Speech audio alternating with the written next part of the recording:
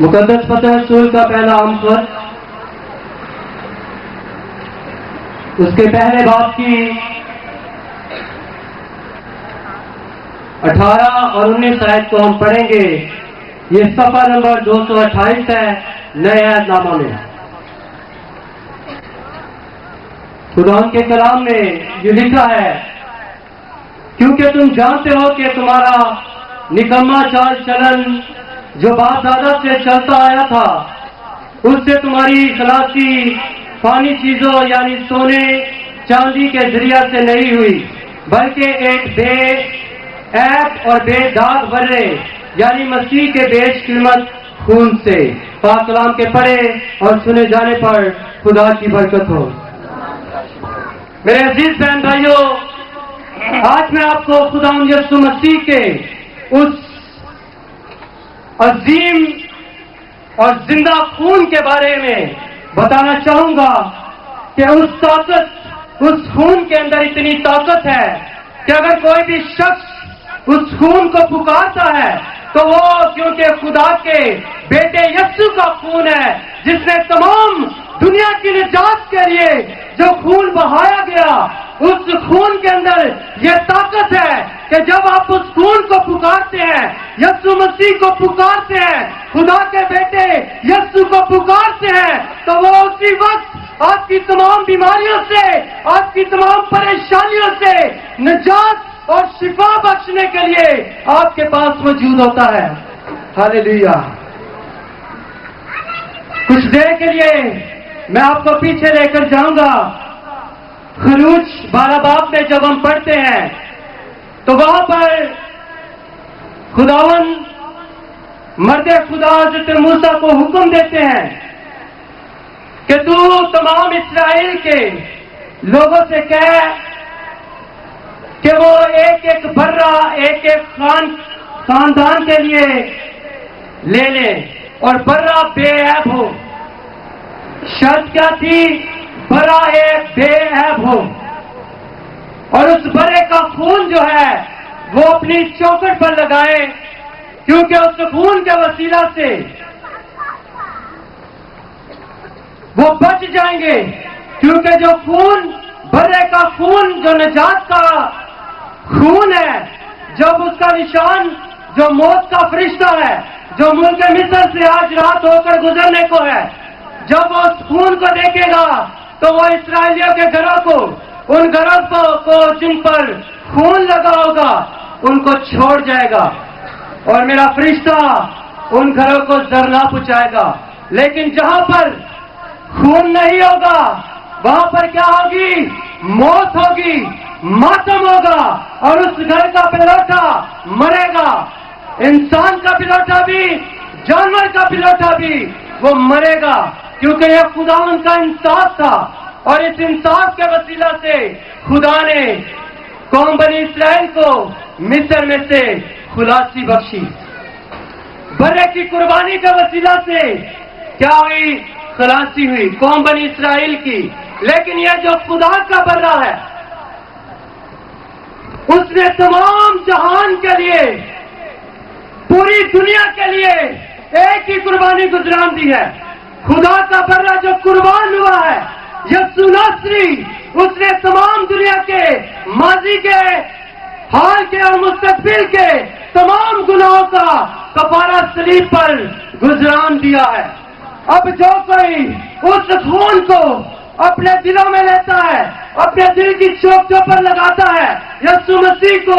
اپنا نجات دہندہ قبول کرتا ہے، اس نبوتی کلام کے وسیلہ سے، جس طرح قوم بنی اسرائیل نے نبوتی کلام کے وسیلہ سے جو مرد خدا حضرت موسیٰ پر نازل کیا گیا، اور انہوں نے جا کر بتایا لوگوں کو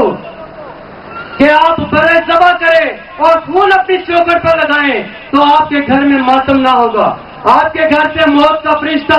گزر جائے گا، آپ خدا کی عدالت سے بچ جائیں گے. اسی طرح جو لوگ اب یسوع مسیح کے خون کو اپنے دلوں پر لگا لیتے ہیں، ان پر موت جو ہے وہ اثر نہیں کر سکتی. موت جو ہے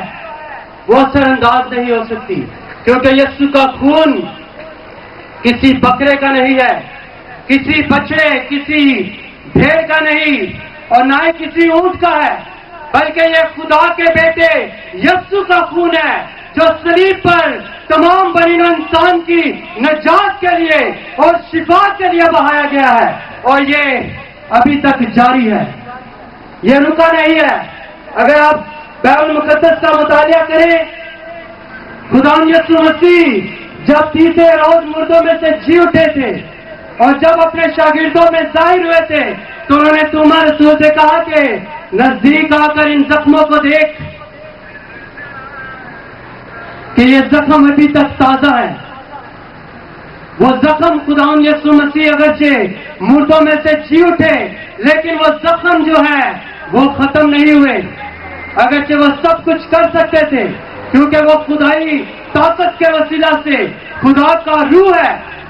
اگر آپ غیر قوموں میں جائیں تو وہ کہتے ہیں کہ خدا یسوع مسیح جو ہے کلمت اللہ ہے، یعنی خدا کا روح ہے، خدا کا کلمہ ہے،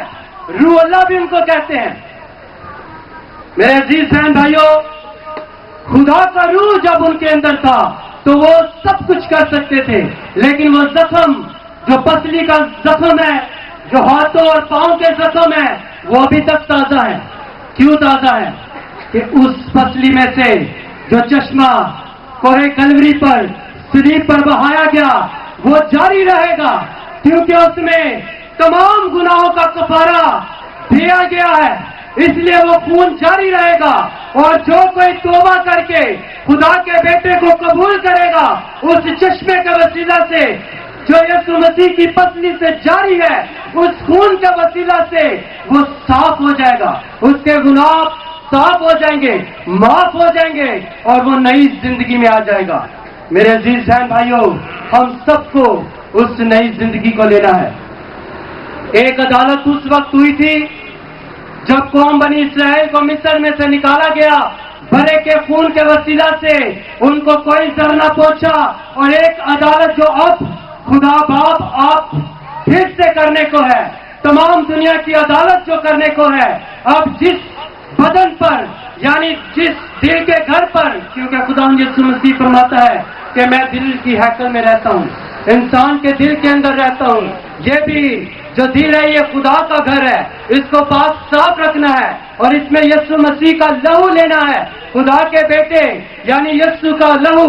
خدا کے بڑے کا لہو لینا ہے، اور پھر ہمیں ہر سال قربانیاں گزرانے کی ضرورت نہیں رہے گی، کیونکہ آپ پیچھے دیکھیں تو قوم بنی اسرائیل بھی شریعت کے مطابق جو موسوی شریعت ہے اس کے مطابق ہر سال قربانیاں گزرانا کرتے تھے، لیکن جب یسوع مسیح اس دنیا میں آئے، انہوں نے اپنی جان کا فدیہ دیا، تو پھر ہمیں یہ جو ہر سال قربانیاں گزرانی جاتی ہیں ان کی ضرورت نہیں رہی، کیونکہ خدا کا بیٹا ایک ہی بار قربان ہوا، ایک ہی بار صلیب پر مارا گیا، دفن کیا گیا، اور تیسرے روز مردوں میں سے جی اٹھا، اور پھر زندہ آسمان پر اٹھایا گیا ہے۔ اب کسی اور قربانی کی ضرورت نہیں ہے، اب اس قربانی کو قبول کرنے کی ضرورت ہے، اس قربانی کو قبول کریں گے تو زندگی پائیں گے۔ میں آپ کو بتانا چاہتا ہوں کہ ایک انڈین عورت ایک پاسٹر صاحب کے پاس آئی اور ان سے کہتی ہے کہ پاسٹر صاحب، میں یہ مانتی ہوں کہ یسوع مسیح ایک بہت بڑی ہستی ہو گزرے ہیں۔ یاد رکھیں وہ عورت جو ہے وہ ہندو تھی، وہ کہتی ہے کہ یسوع مسیح بہت اچھی ہستی ہو گزری ہے، بہت اچھی انہوں نے زندگی بسر کی ہے، میں سمجھتی ہوں کہ ہو سکتا ہے وہ اچھے انسان ہیں، ان کی جان کا جو کفارہ ہے وہ 100 لوگوں کے لیے دیا گیا ہو، یا میں بھی وہ بہت اچھے اور بہت اچھے ہیں اور بہت ہی زیادہ اچھے ہیں، اس لیے 1000 کے لیے ان کی خون کی قربانی جو ہے وہ خدا نے قبول کی ہو، لیکن میں یہ نہیں مانتی کہ تمام دنیا کے گناہ کی قربانی جو ہے وہ یسوع مسیح